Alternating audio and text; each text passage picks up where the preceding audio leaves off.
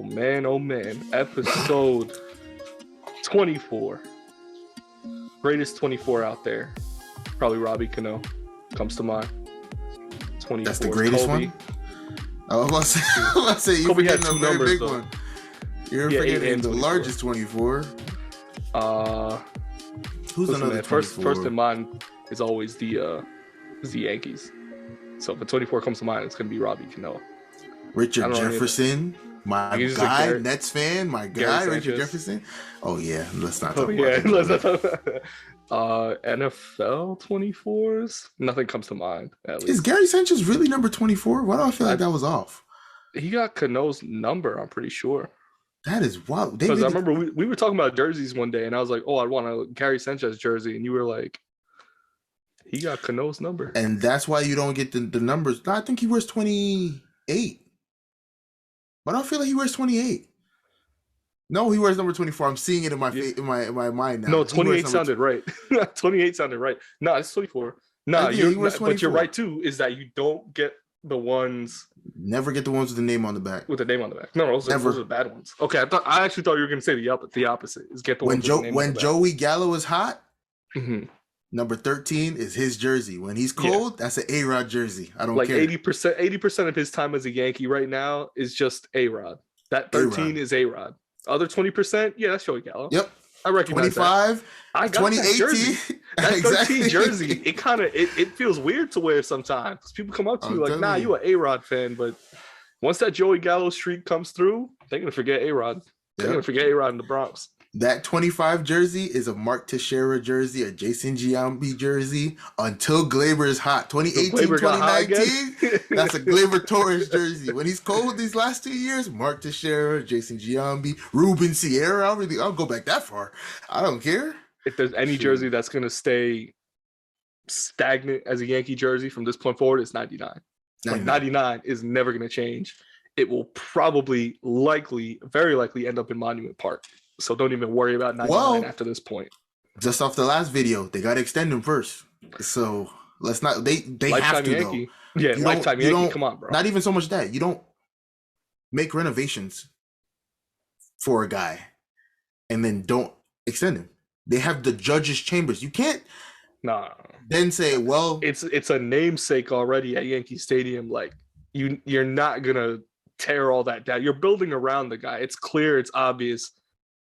He's homegrown. We talked about that in the last episode. Like it's meant to be in the Bronx for him. Exactly. So he knows it's meant to be for him. You know what's crazy? This isn't even a baseball episode. It's not. We just can't talk. We can't stop talking about the Yankees. That's my sport, bro. That's my sport. I don't know what else to say. I know. Yeah, we got to get some more Yankee games. Like this next year. Oh, 100%. I'm thinking we hit at least like 15, which is a lot. We hit like 10 maybe. Like we do one a month. For me, it's gonna be more so weekends. Like any Saturday, I'm out. Yeah. Let's go. Yeah, I don't even care. Like we got a great deal. We gave us Sean last time, right? Yeah. We got like last minute that morning. We bought them. We got front row seats. They got spanked, but it doesn't matter. It was the second deck, but those seats. I mean, what's that guy next to us that was yelling at Harold? What's that guy's name? Harold Ramirez on the Indians. I think he was like yelling down at him. Yeah, like, I didn't understand what he was saying because he was Spanish, yelling it was so the funny. Town that he was from, thinking that Harold Ramirez was Dominican. Yeah, and I think Harold Ramirez is like Colombian or Venezuelan. So he was just naming a town. He was screaming a town in DR. And Ramirez looks up at him. He's like, he gives the glove. Like, all right, I know you're talking to me. But he clearly had no idea like what he was talking about, bro. That day was funny because he just kept yelling and he just kept turning. And then he would fake like he's going to throw the ball up to us and then just toss it. So I'm like, man, those are some good seats. Playing with that dude. Yeah, bro. First of all, Yankee Stadium got to lower the price of their seats. First and foremost. They got to get it down. Let's They're not going to. They're not going to. No. This is not a baseball episode. This is the episode that brings the entirety of the 2021-2022 NFL season together. We took everything, all of our football knowledge, our football experience with watching this season, our fantasy team wrap-ups from this year. We bunched it all in our brains on a piece of paper, and we're going to just regurgitate it out here in this episode. And what an NFL season has been, I mean, just for starters, like from week one, there was already a tone set in the NFL that this was going to be like a do or die season for like 3/4 of the NFL. New coaches, new hires, new teams for a lot of people, a lot of restructured contracts. It was a year that they added this 17th game, and a bunch of household names were ready to leave their team just for contract money because they knew it was available elsewhere. And those same names are still looking at the same, they're looking for the same incentives throughout the entire season. There was trade rumors for Russell Wilson from the end of last season, still going now. Just the way Seattle season's gone. He got hurt a little bit. Aaron Rodgers was never a safe bet. I had him in one of my fantasy leagues, and every week was like he's going to retire. It felt like Kyrie Irving. How you feel with Kyrie Irving? Like you think he's going to retire after every single game. But guess what? He's about to win MVP. He's about to be one of the MVP finalists. Listen. He's an MVP finalist for sure. Will he win it? That's up for debate. He doesn't. He shouldn't. That's what I'll say. But we'll get into that. We'll get to that. So if you take, like what happened in the offseason, you bring that all into Thursday night, week one, the reigning Super Bowl champs go up against this Dallas Cowboys team that, if we remember from last season, was like the saddest team to play just based off Dak Prescott's injury. And then going the entire offseason not knowing if they were going to have Dak, not knowing if he was going to get a contract, not knowing if he was going to be ready for the season to start, if there were going to be defensive players, if they were going to have a good coaching season again. Too much story and hope built upon like what's going to happen. They show up week one and they probably play one of the best games I've ever seen against Tampa. Like blew me out the water. Their defense was almost great, almost perfect, but Cowboys make a lot of penalties. There's a little discipline issue, this, that, and the third. Brady's Brady, of course. So the Cowboys take a late lead in the fourth. Brady, you gave him about a minute 20, minute 30 left with a couple timeouts left. Score, easy. Pretty sure it was to Godwin or someone at the end of the game. And, that's week one. But that I think was a great setup for how the season's going to go. Because there's going to be a lot of unexpected teams and a lot of teams that you think are going to be really, really good and dominate everybody that are going to have to face the music. And I think there were just so many. Like, if we start with just the teams that played well and surprisingly played well this season. I had no idea that the Titans were going to end up with a number one seed this year. No idea. Shocks. Especially with Derrick Henry going down. Bro, Derrick Henry, I had him on my other fantasy team. Bro, and let me tell you, that hurt. Like, wanting to rip my heart out my chest and just drop all my players for the rest of the season. One of the best players in the NFL, their running back, Derrick Henry, goes out for the season. He got the same injury that KD had in his foot, right? It was like the broken pinky bone, like in his foot. It was like right KD? Foot or something like that. Yeah, KD had that injury. When he was in Golden State or in OKC, I think. He had a foot injury. I remember it kept him out for a while. And then Henry goes out. They stumble a couple games. And then they just continue to win like the rest of their season. Ryan Tannehill shows up pretty good. They got Julio Jones this offseason. Didn't do much, but still had him. That anybody who really knew the Titans knew Julio going there was just to get Brown open. Like everyone knew Julio, granted one of the greatest wide receivers of all time. Yeah. He was never going to that team to be the number one. He was going to that team to say, hey, I'm over here so you could turn your head. Brown's wide open now. That was his job the whole year. I don't think he made that his mission. So I knew he wasn't going to do much. Just a decoy. Yeah, obviously, you see Julio Jones on a team and you think the same thing. This is one of the best receivers in the NFL. We got to make sure we're covering him. Last year, A.J. Brown had Corey Davis, who's on the Jets now. Granted, he got hurt, but also had a really good season last year, receiving-wise. But A.J. Brown's the number one on that team. Mm-hmm. And you bring, like you said, you bring in Julio Jones on that team. And despite what's happening in the backfield, Tannehill's a decent quarterback. He can get you the ball downfield. He can win you close games. He's going to get the ball to A.J. Brown. I think one of the last few games we saw, like Monday night they had against the 49ers, and it was back and forth at the end of the game. A.J. Brown, it was his first game back from injury from this season, and he just lit it up. He had like 13 catches, 180 yards, 2 touchdowns, including one to win the game at the end of the game. Like, dude went off. And honestly, overall had a good season. Again, talking about the Titans, just shocked that they got the number 1 seed. I thought for sure, and I'm sure millions of other people who watch the NFL thought that it was going to be the Chiefs. It was Chiefs all the way. And if you talk about a team that had a bad start, first 5 games, Patrick Mahomes was ugly. I was like, man, they are still discouraged from the Super Bowl. I was like, Jesus. Man. Talk about a hangover, like they're not even supposed to have the hangover. No, they're supposed to be like lit. They're supposed to be like, nah, we want our bragging rights from last year, right? Like, this is our year to win again.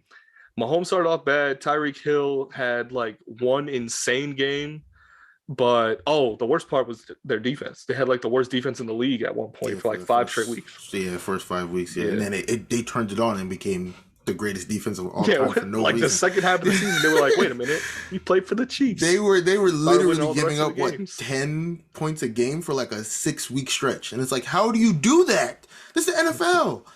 Even the Giants scored more than 10 for majority of the year. Even the Giants game, like they played the Giants this year, they only won like 19-17 or something like that. It was like close. That. They just kept it close. It was either the offense, the defense wasn't there. They weren't clicking the entire year, and they finally found their stride at the right time. Exactly. If you just look at the AFC standings right now, you got Titans 1. They got the bye week, right, this week. Mm-hmm. Went into the first round of playoffs, wild card weekend. You have, Kansas City Chiefs number 2, Buffalo Bills number 3, Cincinnati Bengals number 4. That rounds out the top seeds in each division. Bengals, tough division, but I think it's definitely their time. Like they deserved their division. You knew the wild card was Burrow. Like if he stayed healthy, you knew they were going to be fighting for the division lead because absolutely he's nice. Like he proved it in his first season. Like not even the first season. He got hurt. He put together one of the greatest college seasons we've ever seen. And, so you knew, like, even if he wasn't going to be he wasn't never going to be that good in the NFL, but you can look and say, this guy knows what he's doing. That's my whole Stetson Bennett argument too. We're not going to get into that, but that's my whole argument. Granted, he was never as good as Joe Burrow, not even close. But no. You lead a team against Alabama defense, don't say he's never going to be a good quarterback in the NFL. He just showed you he's clutch. Yeah. Even Tim Tebow won games in the NFL. Come on now. Yeah, listen, man. He deserves everything he's getting right now. They absolutely deserve that division win. He gets to even play with his teammate from LSU, Jamar Chase, who's a dog. Like, he's probably going for Rookie of the Year. Has a decent running back, Joe Mixon, got a lot of rushing yards this year, decent amount of touchdowns. And then the receiving corps is pretty good. He has a really good head coach. Zach Taylor is probably going to be coach of the year, like in terms of just how they've turned that team around. Very offensive minded. If they can get their defense right, they're going to be a problem for the rest of that AFC North teams because, it could be their division for a while. And then if you look at the AFC wildcard, you got the Raiders, who won the sneakiest, most I didn't want them dumbfounding game. But I get it. I mean, we both talked about it before, is that we were rooting for the tie because it was going to happen up until about a minute 30. And then the Chargers head coach said, let me call a timeout, thinking I think that's probably get some time. That might be the biggest robbery of this postseason. We don't get to see Herbert in the playoffs. That is burning me, man. Burning me because the Raiders are trash. Why? It gets me so angry. Justin Herbert is a problem. Mind you, Derek Carr did finish top 5 in passing this year. What does that mean? That's because he had to pass the ball. Exactly. I mean, he lost a lot of games. He was throwing the ball like 50 times a game. Exactly. That doesn't discount him though as a bad quarterback though. Oh, he's still a really good quarterback. Yeah, he's still really good. Close to 5,000 yards in a 17-game season. Regardless, Herbert, Mahomes, talk and that later. AFC West. Okay, I will talk later on Carr. Okay, I personally, I think that's where that's at. The 5 seed, it definitely sneaky. As you know, I'm a Pats fan. They're the 6 seed, and they took that 5 seed from us, which it burns a little bit because we didn't play them this year. And they won the tiebreaker, it says, because they have a better percentage in common games. They're like strength of schedule, strength of victory was percentage higher, I think by like 3%, 12% respectively. It's tough to say. I mean, the Raiders played a lot of tough games. They finished 10-7 with the same record as the Patriots. But the Patriots lost 3 games by a touchdown or less. And I don't know, like I'd have to check the math on all that, obviously how that works out. I don't question the NFL on that. But I just like to see, you know, where the numbers add up. I saw the Raiders get blown out a bunch of times this year in their own division against other AFC teams. Just wanted to see where that worked out. I wonder what the divisional schedule is, because I thought that was the first thing. Like, how do you play against your own division? So your own division, maybe or that's your own what conference? It is. Usually, it starts off as own division. I think it's conference. I want to say. Well, if it's conference, then that's it's division first, because you know that's how they rank each playoff team. Yeah, so they went 3-3 in their own division. That's what in the West with the Chiefs. The Chiefs had a 2-game better record, so they weren't going to win their division. They went 8-4 in the conference though against the AFC. So I mean that does hold some weight. What did the Patriots do against the AFC? 8-4. No, I mean against the East. Oh, against the AFC East, 3-3, and also finished 8-4 in the conference. So they're going like comes down third to degree now. Yeah, it's like how many points did they score? Who did they play against? Who did they lose to? Like things like that. Now I get it gets more in depth when it comes to that. Again, Patriot fan burns a little bit. We play in Buffalo, though, and I'm going to get into that because I like that matchup for us. 7 seed, the most surprising seed to me. I don't know how they made it in. A lot of people still wondering how they made it in. The Steelers. Just by sheer luck of that game not ending in a tie. Exactly. That's why they made it in. The Ravens season just falling to pieces. Lamar Jackson just not being healthy. The Cleveland Browns absolutely collapsing in the second half. I thought that that team was destined for doom, like at the beginning of the year. Yeah, I mean, they should never be. They are as of tomorrow. Yeah, no, but they're in the playoffs. They should have never been in the playoffs. Like that's Ben Roethlisberger came back for one last year and almost single-handedly kept them out of the playoffs. Yeah. Like it was granted he's the reason they're there, but he's the reason they're not there. He was making 2016 Peyton Manning throws, those little wobbly wobbling throws 10 yards. Yeah, and they all hit the floor. They all went way over the receivers. Granted, Juju got hurt, which apparently didn't mean anything because he was like a second or third depth receiver this year. It was pretty bad after dancing on people's logos last year. And they're getting rocked against. We're going to talk about that too. I got something to say on that too.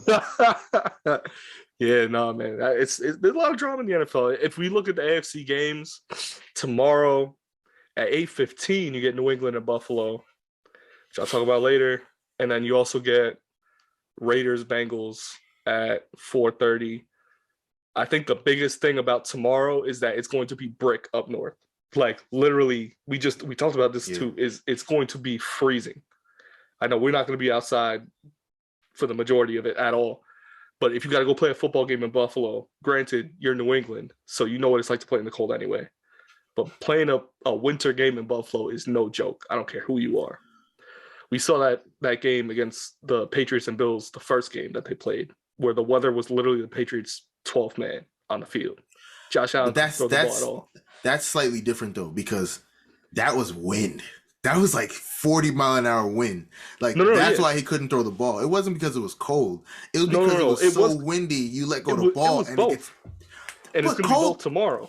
Cold is fine because both teams play and practice in freezing cold all the time. That's the for that game. It doesn't. Yeah, the wind was taking it. Like Josh Allen threw a ball 5 yards. It was like third and goal or something like that. Fourth and goal.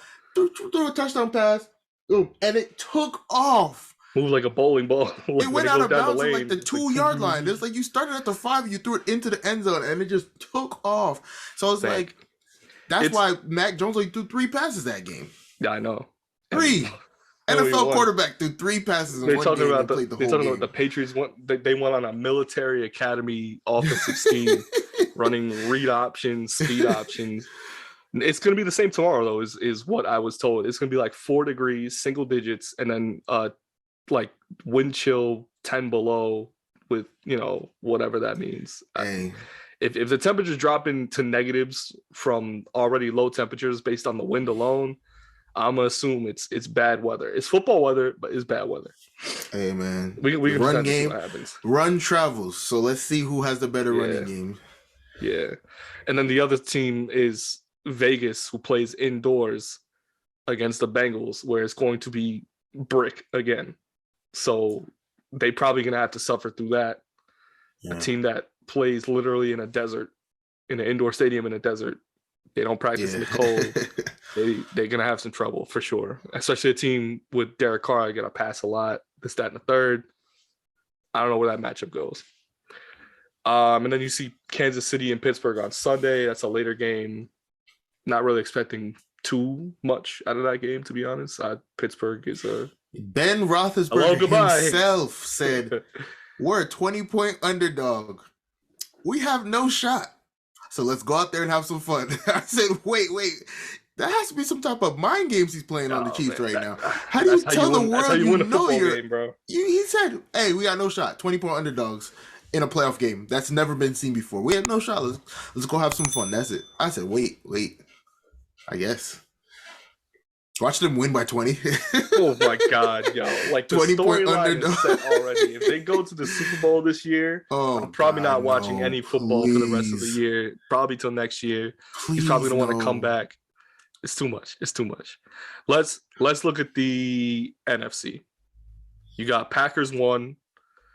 They've pretty much got that conference, I'd say, almost in the bag, because a lot of teams that follow. Well, I mean, Tampa's tied, but a lot of teams that follow, they're they either have trouble winning in their own division, or like they have like they have a missing piece. Like they have one thing, if it just goes wrong for that team, it can all go south. 2, you got Tampa. 3, you got Dallas. 4, you got the Rams, who snuck by the Cardinals, who started undefeated, by the way, lost to the Packers their first game of the season midway. And then you have aside from those division winners, I think those were pretty much as expected. I probably expected the Packers to win their division. Bucks, yes, especially with Drew Brees gone. The Saints, Dallas, yes. Rams, sneaky, but we expected the Rams to win we expected the Rams to be a Super Bowl team coming into the year. If it wasn't for Stafford being hot garbage the first 6 weeks, they would be the number 1 seed. I think it's the back 6 weeks. The first 6 weeks, he was on fire. Back 6 weeks. You sure? I feel like the back 6 weeks, it was when he got it back to. Okay, so I think that this is what it was. I think he threw as many picks as he threw touchdowns in the last 6 weeks. I think he started hot. Yeah. The middle 6 is when he was trying to make those left-handed throws. Yes. Out of the end zone. He got picked off. Pick 6s 3 straight possessions, and then it was right after that was the last 6. So remember, there's 17 games now. So I feel like that last 5 or 6 games is when he got it together, I guess. But all I can picture is him getting enough a safety. To win. Yeah. And then there's that. What also helped, I mean, they lost one of the top receivers, Robert Woods, and they got Odell Beckham for him, which, talk about drama in the year, there was some big drama surrounding Odell Beckham this year, man. He clearly was not a fit on the Browns, and but he tried to tell us. His dad told us for sure. I mean, he popped out one week on Instagram and just was like, here's the film. Baker watch the film on my son. Baker's not looking his way. Every time he does look his way, he throws the worst pass in the world. There's clearly no chemistry between the two, which makes no sense.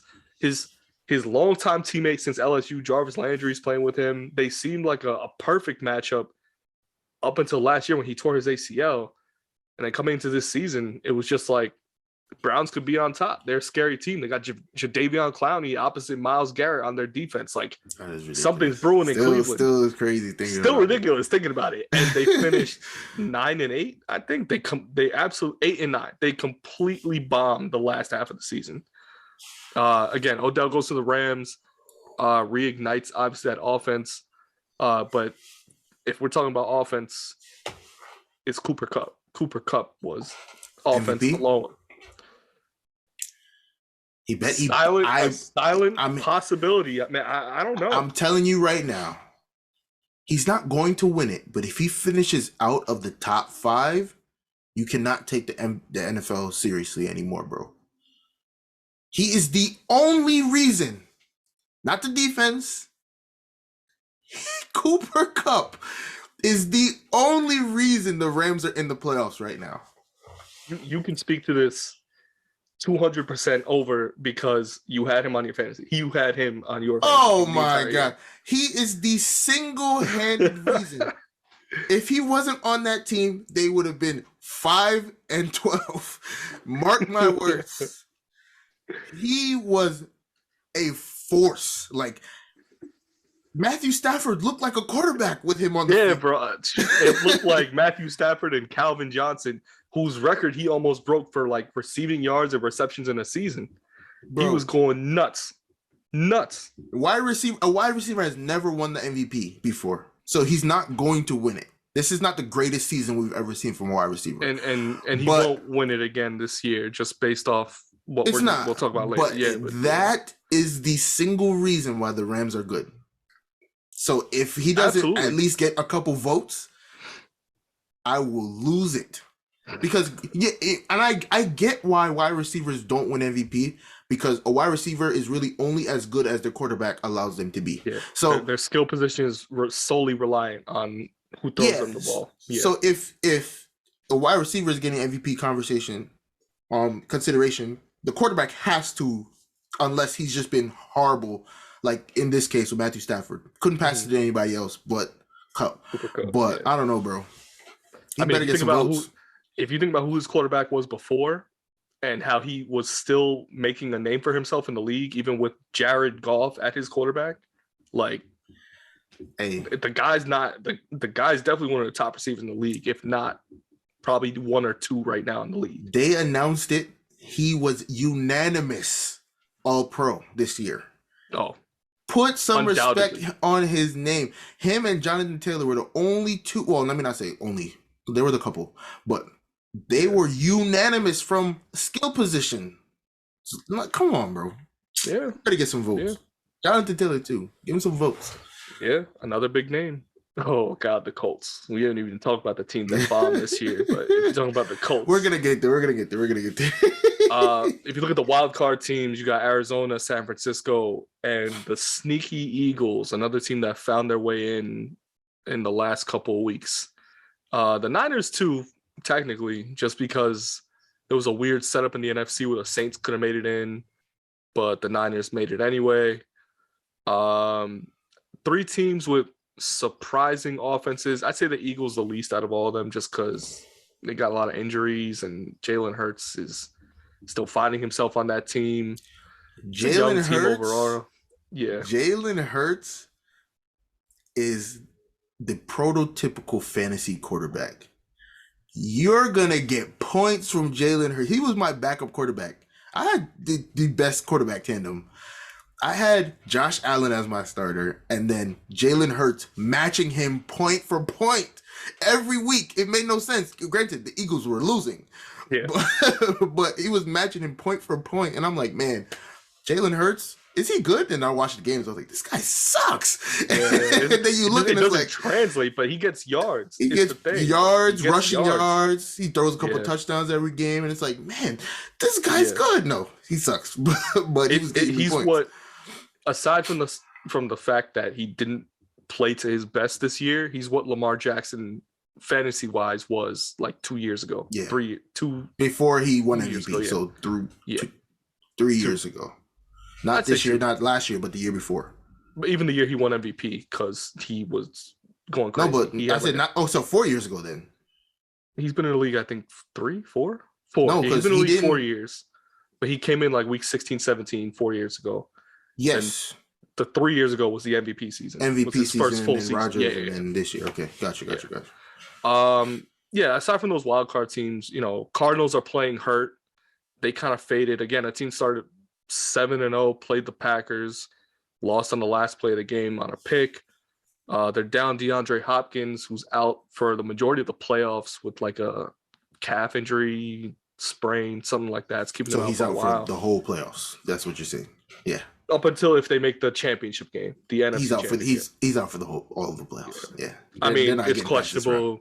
Their running backs are questionable. They have James Conner, Chase Edmonds, both questionable, playing with injuries for the last 2 weeks. Kyler Murray is playing with an injury. It's obvious because since he's come back from injury, he hasn't been throwing the ball as well. He's been making plays because he has to, and just because he's overall probably one of the most athletic football players in the game right now. But he gets hurt, and he's playing hurt.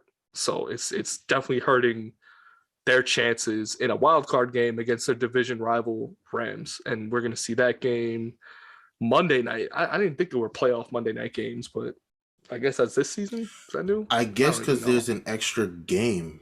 They have to figure out a way to put it. Yeah. Isn't it? Well, it's the same as last year, too, because they had that extra playoff team.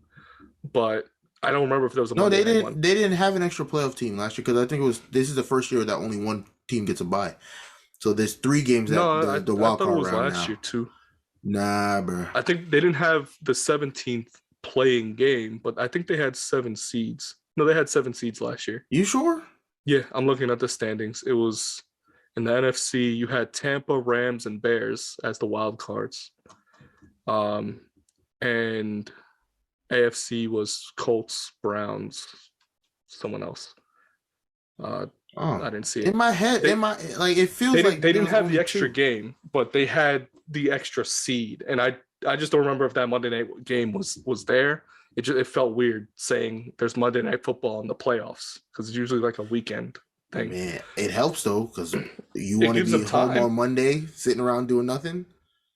Oh, I thought you would love team-wise. No, there's extra game of football. I want to watch football on Monday. As the fan, I'm enjoying the 17th game plus the extra Monday Night Football game. Saturday football it's all good. I think it should be weird. Sunday and Monday. I like it all. Yeah, exactly. But Thursday, Friday, Saturday. Yeah. They had COVID. They had games on Tuesday and Wednesday sometimes. It was weird, but it happened. Yeah. Arizona, Los Angeles, that's Monday night. Personally, I got the Rams just taking them because it's all on Matthew Stafford. It's all on Matthew Stafford. Arizona does have a good defense, but I don't know if Arizona's offense is living up to what they've been producing this year, especially with injuries. You got San Francisco, Dallas, which is an NFC matchup for the ages. Just the NFC teams that had been going head to head for years and years. You can ask my dad, who is just as nervous as I am for his team to win on Sunday. San Francisco, they got a crazy offense. They got wide receivers playing running back, running from the wide receiver position in motion. They barely have running backs, but they still have 100-yard rushers. Garoppolo has been playing hurt, and we don't even know if his backup is good enough to start yet, but he won him a game anyway. Weird team. And then defensively, I don't even know how they match up. This is Dallas's game to win and to lose. And it all comes down. They have no choice but Prescott. To win the game. They have no, that's the thing, is that they can follow the script and lose this game as they have in the past. First round exit Dallas Cowboys. But they just have to play like they've played in the regular season. Literally, that's it. Their defense has to play that good, which they've done all year, practically. I would say the game really doesn't rest on Dak. I feel like it really rests on Pollard. Not even Zeke. Like running back Pollard, because Zeke is gonna get his 31. It's a playoff game, so he's gonna get his 30 rushes. Like he's gonna get his 30 attempts. Give him 30 rushes. Like he's gonna get 30 rushes and maybe like 50 yards because that's what I'm saying. So he's gonna get that regardless. But the X factor is always Pollard because Pollard, even when Zeke was out, Pollard was a 1. He was running like even when he was a 2, he was running like a 1. My dad says that he's a better receiver. He can make more plays. He's a better player than Zeke Elliott. Straight line running, so much stronger. He's stronger, and I think he's more. I still think Zeke's more of a running back because he's a running back. That's what I'm saying. He's a lot stronger, so he can take hits. He can plow through the offensive line. Pollard is I think they call him like a scat back, where like he can be out all over the field everywhere. And do whatever he returns kicks sometimes or punt returns, things like that. Like it does rely on Pollard. I think though it's still through Zach, bro. You just said something that I'm gonna have to come back to later when I talk about the Giants. I'm gonna remember that. No, I know what you're talking about. I think it's solely on Dak just because again. He's been living up to the hype this year. He's had to live up to it since what happened last year.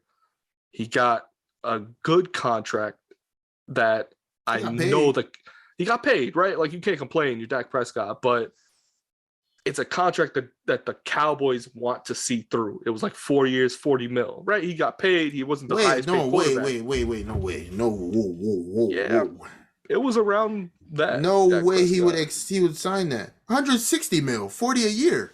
That's what I'm saying. That's what I'm saying. The 40 came from. Yeah, 4 years, 160. Yeah, I was about to say there's no way he got 40 for the whole contract. He got paid like an offensive lineman. 40 a year. I was like, no, that boy got paid. 40 mil is big money. I think it's running through Dak just because, again, like this is his game. Like if he leads a bad offense to start against this team is going to take advantage just because of the way their offense works. They might not be the best offense, but if they're the best offense on the field, they're going to win that game. Yeah. They might win the game like 9-0 just because the Cowboys can lose games like that. They saw it against Denver this year. They went like 7 in a row, 6 in a row, and they just stopped altogether. The gears just stopped moving against Denver. And then they picked up again. They lost on Thanksgiving to the Raiders on a late weird thing. And even going back, was it this year or last year or one of the years where they lost to like the Saints? It was like 12-9. Nobody scored a touchdown in the game. It's like, what are we doing here? Yeah. So anything's possible. They can lose games like that. It's a weird situation. Saints defense, I will say, is better than the 49ers defense. So you might not see that, but that's going to be the thing is that the 49ers defense is not anywhere close to where Dallas's defense is. So they may win the game 9-0, but Dallas scores a touchdown, they probably got a chance. Yeah. They just got to strike early and often. This, general rule, I think, for football anyway. And then the last NFC game is Philly and Tampa. Tom Brady gets to relive Super Bowl memory against Philly. Imagine he loses again. Yo. Jalen Hurts is going to get a statue, The problem, though, is that Nick Foles isn't on the team, so he can't They're going to have a Jalen Hurts statue right next to the Nick Foles statue. They're going to build both of them at the same time. They're going to rip the head off of the Carson Wentz statue that they were building and just add Jalen Hurts' head on top of it. I think Tampa takes that game, though. They're playing in Tampa. They're playing a little hurt, but an Eagles team that's probably not ready yet. And they're all hurt. Everyone on the Eagles is hurt. That's why Jalen Hurts is always exposed. Receivers, I mean, we're going to see how he has to play. Teams, that surprised us that were bad. I would say the Ravens, the Browns. Well, the Ravens weren't bad. Giants. They lost their best player. Losing Lamar Jackson killed their season. Absolutely 110%. But offensively, they weren't as dominant as they have been in the past. Yeah. Lamar Jackson was not putting up 200, 100 game like every game like he had been in an MVP season. Teams are figuring out Lamar Jackson. He still doesn't have great receivers. He doesn't have a running back. I'm about to say that's really what it is. He was the main runner this year. He had the most run. Yeah, I think he still had the most rushing yards on the team, and he missed the last 6 or 7 games. So that should tell you. His backup's not bad. You can't blame him.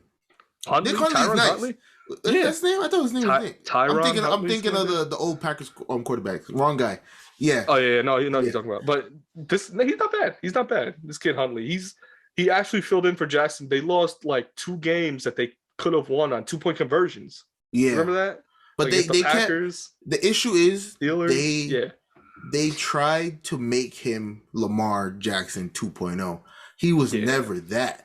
Either he's play him like he's supposed to be played. You can't expect him to rush for 100 yards. So he's almost built like Jackson, though, in the sense that's why they tried to make him Jackson, and he doesn't have the arm Jackson has. So it's like you can't force him to do that. Jackson has a surprisingly good arm, almost great arm.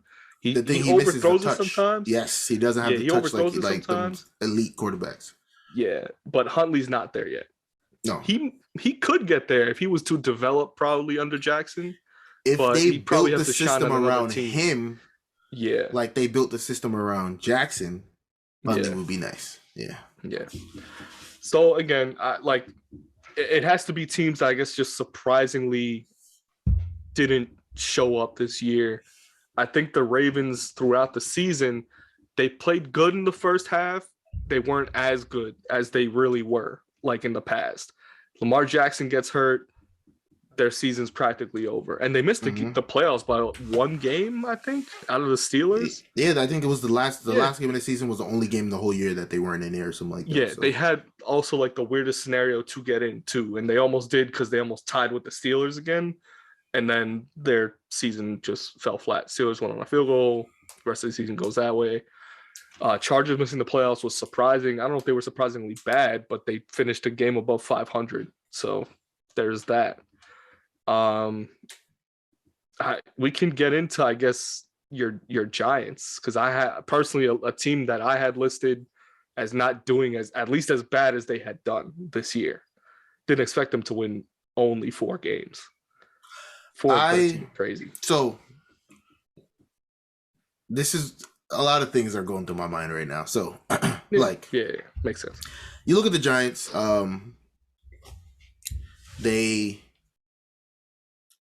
Gettleman has a bad habit of going with the worst possible thing. Like, you say our offensive line is so bad, we're going to focus on that. Then you get another wide receiver like we didn't already have 5. Like, I understand we didn't have big name wide receivers, but you keep going with wide receivers like we didn't already have 3 or 4 of them that could play. Like, of course, they're not AJ Brown. They're not, Cooper Kupp, clearly. But Slayton, Shepard, Ingram, Sir Drops a lot. Tony, granted, at the time, they didn't expect Tony to be anything. But you have, which makes no sense because you drafted him in the first round. Yeah, I was going to say he's a first round pick anyway. It's the dumbest thing. But you have wide receivers, and then you signed Galladay just for him to score 0 points the whole year. He did not score 1 time.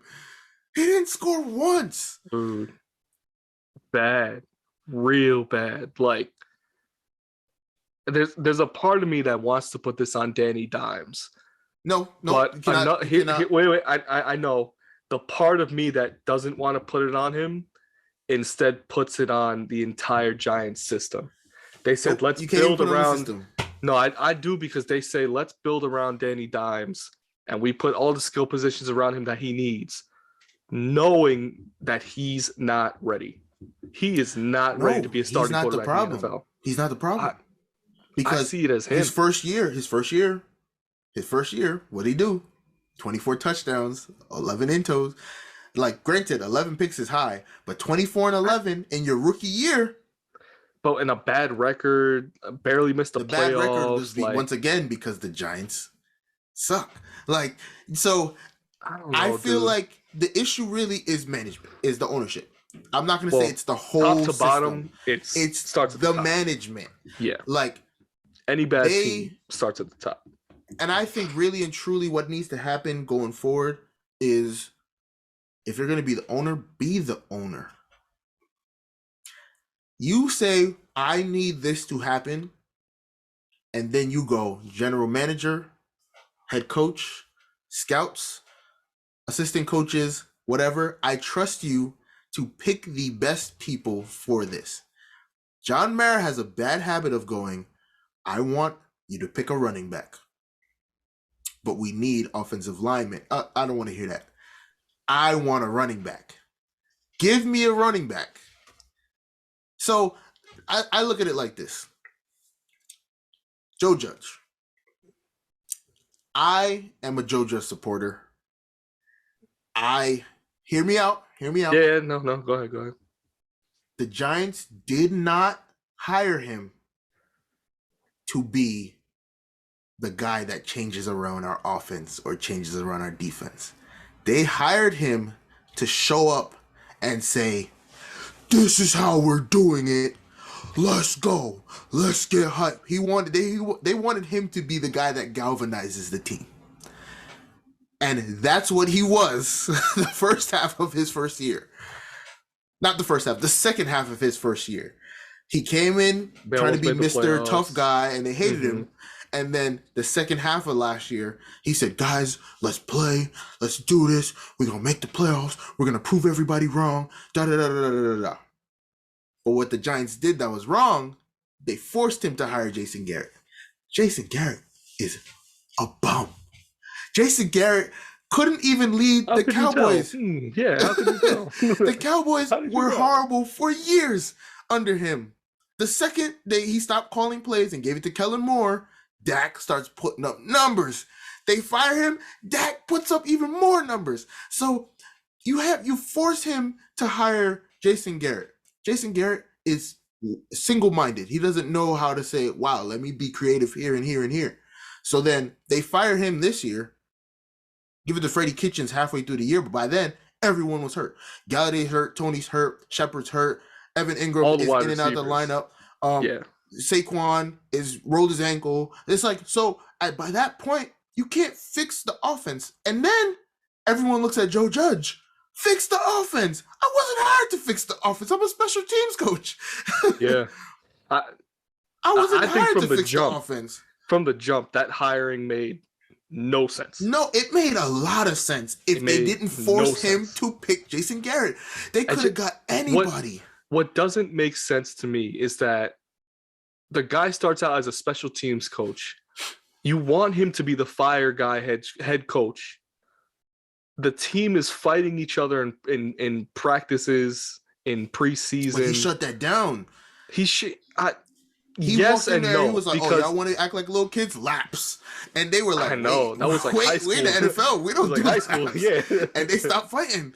They immediately stopped fighting. They're like, we're not running laps.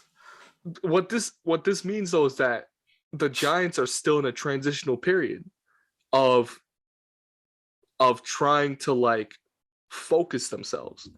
Like, Joe Judge was hired then to be a coach that said, let me point you guys in the right direction. I'm not going to take you there, but I can point you there. See, I wouldn't go that far because that's what it feels like.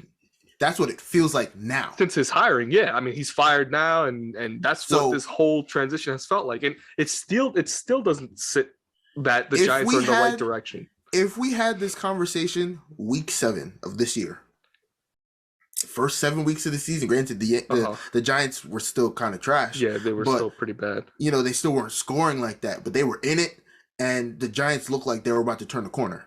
If we had this conversation then, we would go, man, Joe Judge is good. I still wouldn't have said that. I think if it wasn't for him going absolutely off the rockers the last week of the season when he started throwing all these other teams. Absolutely. Players are calling me from other teams saying that they want to play for me. No, they're not. No. No one says that. 100% they were. I think there's a little Giants delusion in that. Should he have said it out loud? 100% disagree. 100% no. He should have never said it out loud. But I believe him because even the Giants players, the ones that are going into free agency, they were like, to be honest with you, the only place I would want to play more than here is home. But that's different. That's because it's New York. No, they were saying for Judge. They were like, Coach Judge is amazing. Disagree. So here's the thing. Here's what I'm going to say. Mm-hmm. if the issue here wasn't Joe Judge, and I will stand by that. I watch every Giants game. The issue wasn't Joe Judge. The issue was they tried to make Joe Judge Bill Belichick. Bill Belichick was a defensive coordinator, elite defensive coordinator, then became a head coach and said, I'm not even going to touch the offense. I'm going to get a offensive coordinator who thinks like me. But is literally an offensive coordinator who was a head coach. Josh McDaniels has been a head coach. Yeah, exactly. He said, I don't even need to worry about that. Joe Judge wasn't afforded that. So Bill Belichick, the Patriots defense is always nasty. Yeah. Every year. Yeah. So the Giants defense was, their defensive coordinator is not a problem. The issue was Pat Shurmur made Danny Dimes look like the next coming of Peyton Manning that first year, even though he kept fumbling the ball. He kept fumbling. But other than that, people looked at him like, Danny Dimes is an appropriate nickname. They weren't just throwing it around. By the end of the year, people were still calling that boy Danny Dimes. Then Pat Shurmur gets fired, and they say, well, hey, Joe Judge, we want you to be the next head coach. And he says, oh, man, I have perfect people. And then Mario's like, perfect? No. Jason Garrett is the new offensive coordinator. Are you not in the same division? Did you not watch the Cowboys for the last 10 years? Mm-hmm. They've been horrible.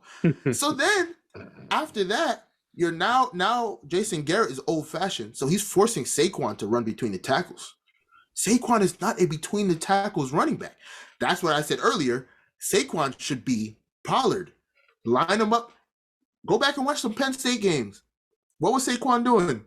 Returning kicks. Slot receiver. He was out wide. He was in the running back doing screen plays. He wasn't running up the middle. Stop forcing him to do that. That's why he's always hurt. Funny thing is, he's still doing that, but he's doing it all. He's running up the middle and catching screen passes and running out in the slot and doing all that. So he does get hurt like that. Yeah. Majority of the runs are try to run it directly up the middle, knowing your offensive line is hot garbage. So he runs up the middle, gets hurt.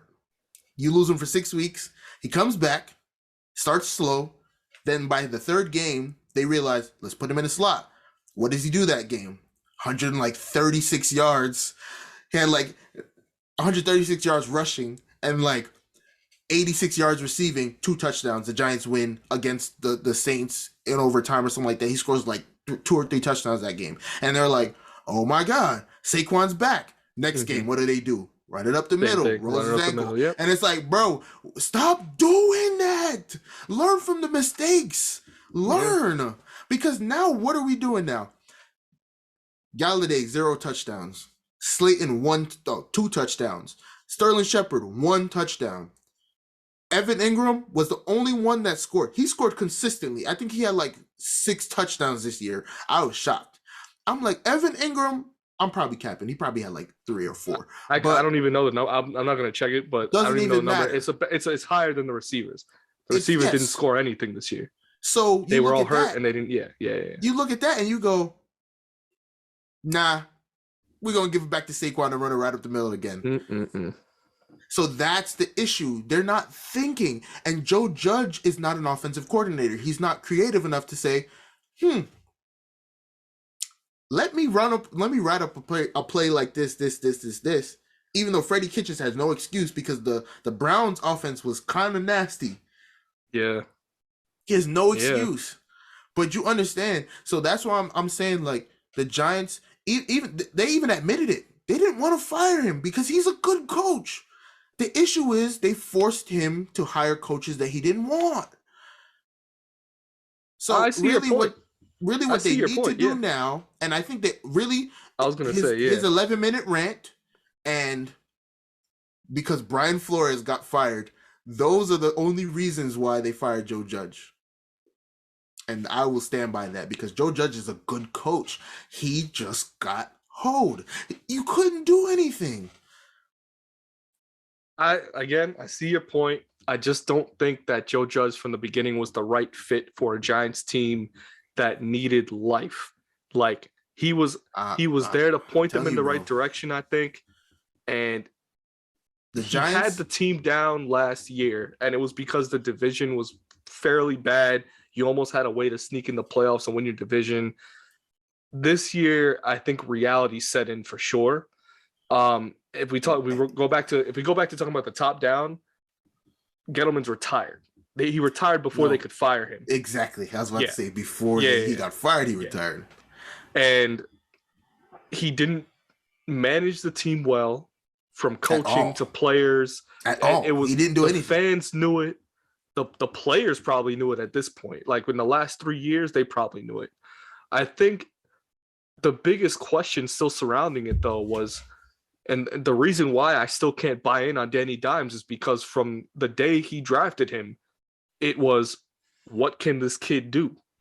He wasn't a big name. He was a name on the quarterback draft board.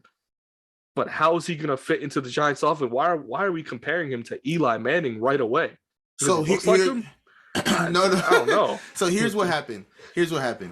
Danny Dimes was projected to go first round because he was actually good in college. The issue is he didn't go up against good competition. He was okay. He went up against good competition. No, so you got to understand. He played at Duke. Like it wasn't like the biggest. That's what I'm saying. Go ahead. Yeah. So you have to see. You don't draft a quarterback based on winning, because Tim Tebow should have been the number 1 overall pick. You draft a quarterback based on intangibles and skill set. That's why Danny Dimes went so high. He has one of the strongest arms in the NFL and can drop it on a dime at like 50, 60 yards. The issue is he can't drop back before he has 2 defenders looking him in the face. So he gets scared and then starts doing checkdowns. Yeah. If you look at, I think, the way Duke runs an offense, they mostly run out of like a shotgun. Exactly. You look at the way the Giants run an offense, he's under center. He's got to carry the snap. He's running bootlegs at some points. He's running quick slants. It's like a pro style versus like a spread style offense. Going from college to the NFL is already hard enough. If you're working with a quarterback who didn't play in that offensive style, it's going to be rough, especially when you're not building that same offense to be at least similar to what he's been playing with. Again, I see that point. It's now feeling more so that Danny Dimes doesn't fit in the offensive scheme. So maybe find an offensive coordinator that'll work with him for it. Thank you. I was just about to say that.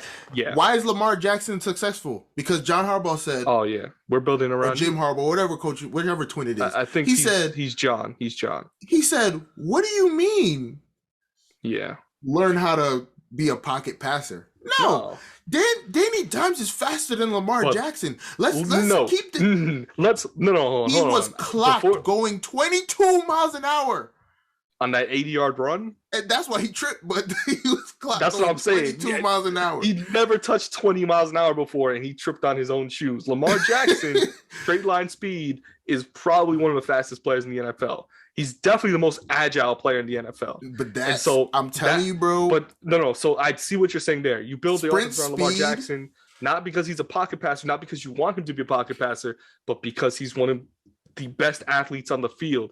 He's got to be able to have a spread offense so that he can run around, do his thing. He's still got a strong arm. Does Danny Dimes have that? On the Giants. You say yes.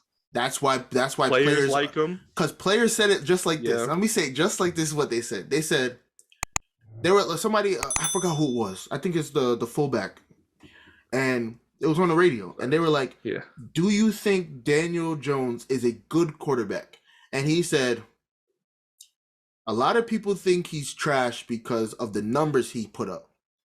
But when you look at the player and you're in the games like I am, not watching from the sidelines, I'm in the game.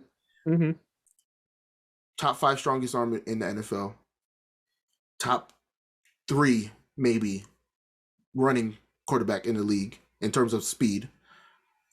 Accuracy on a deep throw, almost unmatched. Almost." He says that because that's his quarterback. No. I fully believe you got to hear me on what he said at the end. What he said at the end. He said he has never had consistency in his career. Yes. He's about to be on his 4th offensive coordinator, Yeah. That everyone came in with a different playbook, different scheme.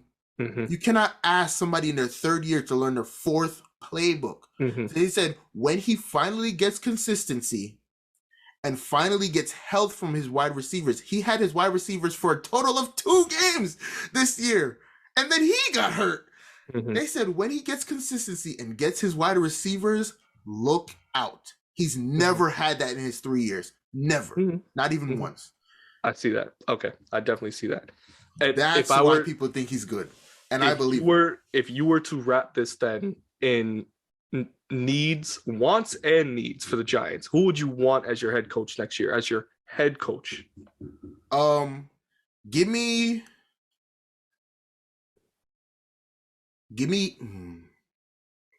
who are some names at least on your mind? Give me Brian Flores. I was gonna say because we talked about him. You know me. I love Brian Flores because one of the most deserving people in the NFL who needs a head coaching job. Him and Eric Bieniemy on the Chiefs. The Dolphins had the worst roster in the NFL last year, and he won 7 games. He flipped it. How is that even Put his possible? thing down, flipped it, reversed it, turned it upside down. He changed the whole trajectory of that team, and they fired him, which made zero sense. This year he deserved it. Because I'm not saying he deserved it because of the product. He deserved it because him and the ownership group made that agreement. Give me 3 years and I'll make the playoffs. And he never did it. So they said, we told you 3 years. There was also a quarterback controversy with him, Tua, because he was possibly Watson. He was cussing out Tua. He also wanted Deshaun Watson. He said to the ownership, I wouldn't be opposed to having Deshaun Watson as the quarterback on this team. And but when you have Tua as your quarterback and you have to back him up because you're in playoff contention, you can't go back on your word. Your word sticks. But I see your point. The Giants with Brian Flores are a dangerous defensive team. Now, who's going to be your offensive coordinator? That's going to be the biggest issue. There's a lot to process there. There's a lot of names, a lot of people out there right now. A name I heard was the offensive line coach from the Chiefs. Okay. Because one, that takes care of the offensive line. Yeah. 2, that takes care of the creativity because you're working under Bieniemy. Yeah. And then you also get, he's one of the head assistant coaches as well. Mm-hmm. Now you get what's the Chiefs head coach again? I forgot his name. I feel so bad. Andy Reid. Now you have that as well. Yeah. I think Andy Reid's tree would be better than Bill Belichick's tree. Yeah. Bill Belichick's a defensive coach. I don't think Bill Belichick taught people how to head coach. I think he just said, no, we win. I like this guy. You go try and be a head coach. And that's why all of them get head coaching jobs. They all suck. I read something about how his assistants, it's not that they do bad as head coaches. It's that, yes, they can't head coach a team because when they're on the Patriots, they're so involved on whatever part of the team they're involved in. Josh McDaniels is an offensive coordinator. When he was a head coach, I think with the Texans, he was only an offensive coordinator. The Texans had one of the worst defenses in the league. So, and it happens again. Matt Patricia was a defensive coordinator. Went to the Lions. A bunch of Patriots players went to the Lions. They had a decent defense. Offense, garbage. It's the same way all around. And then the offensive line coach for the Chiefs, I do see it, and they got an article about it, Andy Heck. So I think he's the assistant guy. But another guy, probably has the opportunity for an offensive head coaching job with the Giants. And then draft-wise, what do you think happens with the Giants this year? Who do you go for with your first overall pick? I think you have 2 first-round picks this year because you got from the Bears last year. What position do you think you go for is more so what I'm thinking? I think with the first 2 picks, you have to go 1 offensive line, 1 defensive line. Okay, I see that. Or you be drastic. You either take one of them and trade back and get 2 first-round picks. Okay. Either 1 this year, 1 next year, or you trade both of them and move up to 1 or 2 and get. No, you're not going to move from 4 to 1 to 2. You trade both of them to number 1. You could. I was going to say. Yeah, you have to trade pick both. that you want, and I think that's a linebacker out of. I forgot I don't even remember his name, but the number 1 overall prospect right now is like a linebacker or something like that. There's a defensive guy from Michigan. There's a couple defensive linemen from Bama. There's a couple names.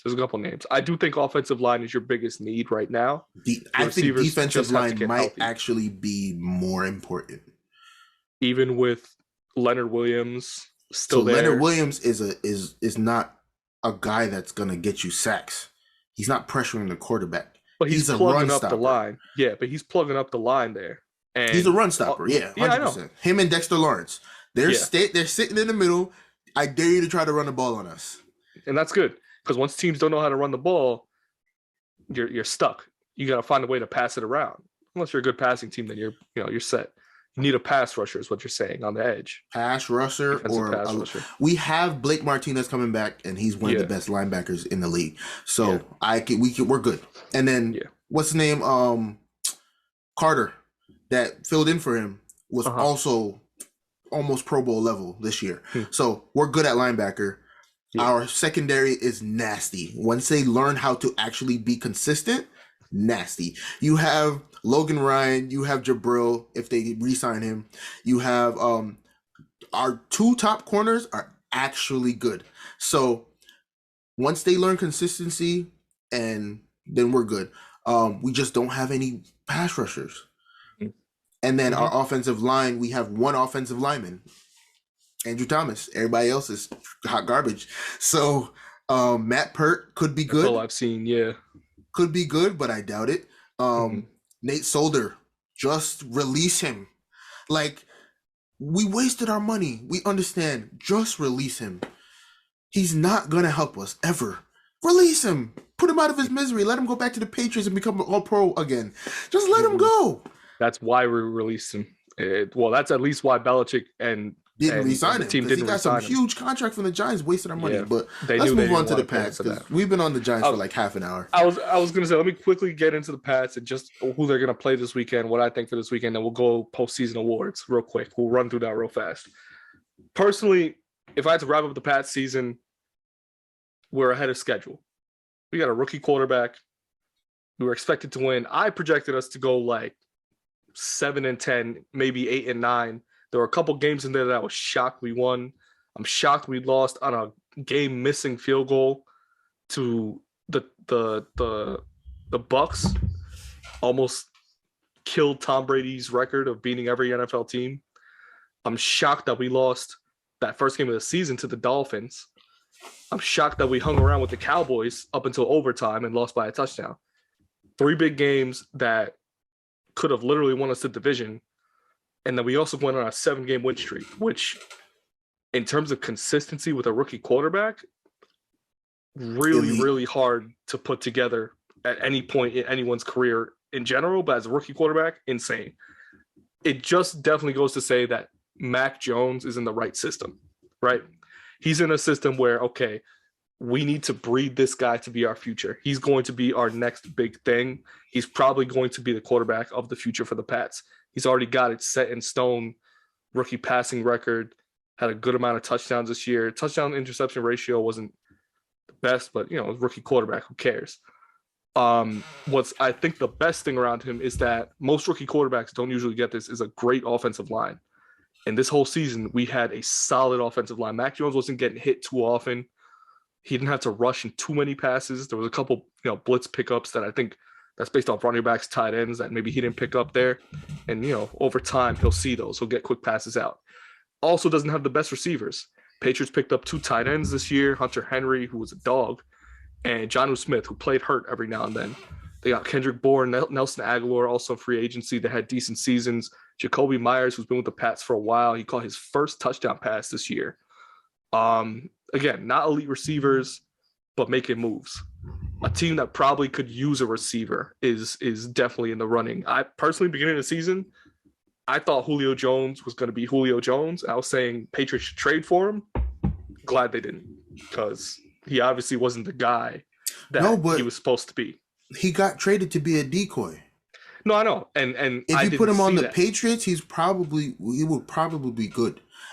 So he wouldn't be Julio Jones. That's what I'm saying. He would have to be essentially like what AJ Green is now on the Cardinals, whereas he's kind of taken like a reserve role, he may have to be the number one just because he's Julio Jones, but he's not going to get the primary amount of targets that Julio Jones of the Falcons is going to get. So I feel that's where I work with like in their offensive scheme too, because so many receivers and tight ends and things that work around. I would say the only reason though is because Mac Jones never threw the ball down the field. It was like one very rarely. Yeah, it was a bunch of like, let's just get first downs, bro. Check down, check down, check down. He would check you down to death and then score. Is, though, Julio Jones was doing that this year. So maybe it works out because Julio Jones is known to be a deep threat. In Atlanta, he was a deep threat. But obviously that's changed. He's a decoy now. But he was getting checkdowns this year from Tannehill when he was getting passes. Had no choice because Brown was getting double and triple teamed sometimes. Yeah.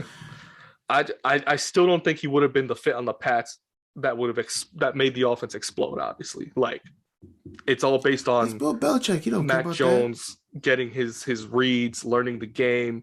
The other thing that helped us immensely, Damon Harris was a solid running back, like top 10 pretty much this year. And then behind him, he had Ramondre Stevenson, who's a rookie. We drafted him in the 4th round. Also had a solid season when Damon Harris was hurt. He had put up, a couple 100-yard games, I think 3 100-yard games while he was hurt. And then, of course, we go on a 7-game winning streak. We finished with the wild card, a game behind the Bills, a team that we beat them the first game. Yes, due to the weather. I fully believe that the weather fully influenced that win for us. The second game, though, is what tells the story, is that we play them, they come to New England, and they won by 10 points. And it was the hardest 10 points that they had to go and get at the end of the game because Damon Harris had 120 rushing yards and 3 touchdowns. And Mac Jones was firing the ball and getting us downfield. He had 2 bad passes. I think he threw 2 picks that game. And that gave the Bills like a solid lead in the first half. But the point was that the Patriots mounted a comeback. And the thing with the Patriots is that if you let them hang around, they have the potential to come back and win games. Of course. I think in this playoff scenario, Buffalo has all the chips on their side. They have experience. They have more talent. They have a better quarterback for sure. Their defenses are ranked almost evenly. They have better receivers, overall better offense. They don't have a real running game, I would say. Devin Singletary. They also don't have Bill Belichick. Runner. That could be a key. Who's their head coach? I always forget his name. Sean McDermott, right? Yeah. Yeah, I always think he's McVay. That's the guy in LA. Sean McDermott is not a bad coach, but he's not good. Bill Belichick. He's not Bill Belichick. Bill Belichick can coach in any weather, any situation. And now Bill Belichick is seeing this team for the third time. Oh, come on.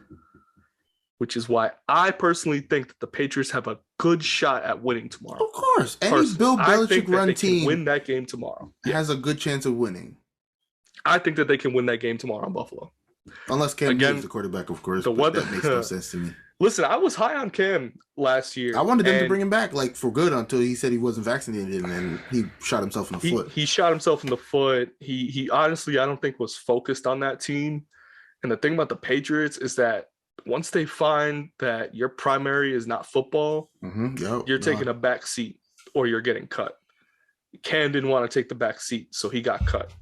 He honestly had no, regrets about it or anything, and that's fine. I'm glad that he had a good relationship on the team. He was good for us last year. I liked Cam Newton as our quarterback last year. I do like him on the Panthers, though. He goes home. He goes back to where he all started. He put up all those records. They benched him, I think, at one point. They play him like half a game every game now. Yeah. Or when they were, playing football. I think that's where I just leave it right there at the Pats because that game tomorrow, that's the night game. Yeah, tomorrow at 8:15. Weather's definitely going to be a factor again. It's in Buffalo again. I think the Pats pull it out. I think they win the game. I want to say that too, but at the same time, like Josh Allen is probably going to be nutty tomorrow. No, he's a problem. He's got the playoff experience, man. I want to say he already won a playoff game last year. Tomorrow. So I don't know, man. It comes down to how hard he's gonna attack our defense. Because he's the probably best dual threat quarterback in the game right now, running and passing wise. Yeah, since Lamar Jackson's hurt. Since Lamar's hurt and he hasn't put up He's not putting up Josh Allen numbers. At least this year's Josh Allen numbers. Last year's Josh Allen either. I was about to say last year Josh Allen should have won MVP in my opinion. Even though I picked Aaron Rodgers, but I thought he should have won MVP. Yeah, I think that should be it, right? This is what was this? Episode 24, man. Yeah. This is our football recap of the year. Where you got your Giants recap from Shane. You know what's coming next. They're probably in the hiring process, rebuilding a little bit here and there, adding a couple pieces. I still don't think it'll be long before you hear the Giants making some noise again because they always do. Every decade, Giants make not some this year coming up, the year after. Just saying, Shane's saying 2 years. 2 years from now, we're gonna be talking about Giants MVPs, DPOY. We're gonna be talking about Giants Patriots Super Bowl 2024. 10 years. I'm going to the game. I don't care. I'm going to the game. Yeah, and obviously our podcast will blown up by then. We'll have 1 million 100%. Views. We'll be getting deals from ESPN. 100%. Come down. Mike doing the post game show. D-Rod and Shaniac. We do the post game player interviews, media week. We'll be ready for that and everything. Until then, though, you can obviously find us on 100,000 platforms. No, I'm kidding. You'll find us on Apple Podcasts, Spotify Podcasts, Pandora Podcasts, iHeartRadio, and Podbean. You can obviously watch these videos fully uploaded on our YouTube channel. On top of that, don't forget to check out some of the shorts that we post on our YouTube channel. We just figured out how to use those things. Really, Shane just told me how to use these things, and I'm going to start using them like he does because his channel's blowing up. By the way, follow him, his channel, Shaniac the Helmer. He's putting up crazy numbers. I haven't checked out your last video. I got to go. Yeah, I was gonna say the shorts. The videos, they're regular, but the I was gonna say your create your what's it called? Your user teams for MLB The Show they get crazier and crazier. I love them. You just putting so many cards together and like the pairings are insane now, bro. But listen, man, go check out his videos. Go check out our videos. We got a bunch of content coming up for y'all. And expect us every week, maybe twice a week, 3 times a week. You don't even know. Just keep looking for us. We'll be there. Go back to our old stuff. It's still there. You need to listen to it. Critique us on that old stuff. Yeah. Not too hard because most of it's right anyways. And then, hey, listen, tune in next time. We got more stuff planned for you guys. Thanks for listening. Follow us on Twitter. Hit us up on Twitter at D-Rod and Shaniac Pod. It's down there somewhere in the bottom line. Other than that, peace out. Later. That's it. Laters. Oh, I almost ended the